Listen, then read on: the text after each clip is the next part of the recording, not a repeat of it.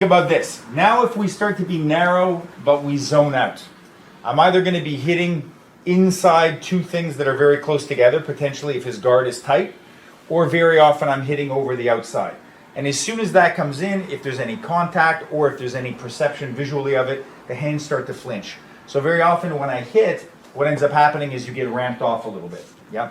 So if I'm in that position, my hands can be as close as possible, try not to touch, and boom, I drive over the top. If that's comfortable, little things I can do.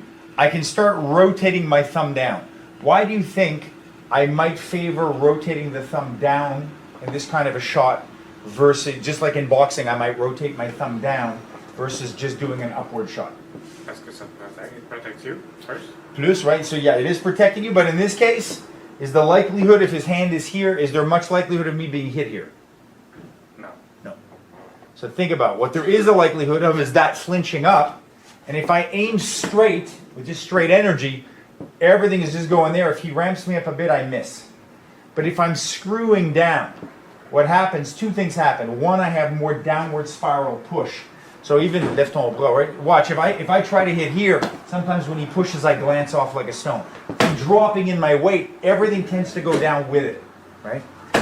Secondly, even if he hits hard, now instead of him hitting the bottom of my arm, which is like a bar, he's hitting me in the flexion. So my elbow and shoulder absorb it a little bit. That's why boxers, when they're in tight, they dump out that cup and go wham. Because if you try to just hit like this, and then this comes up, it's very easy to get ramped off and pushed. So that's a good little trick, whether I'm punching, thumb down, or palming, boom, thumb down. So even if he wants to go, come here, bam, he lifts me up, see, look at the difference. Hand up, I start to miss, I don't exactly hit.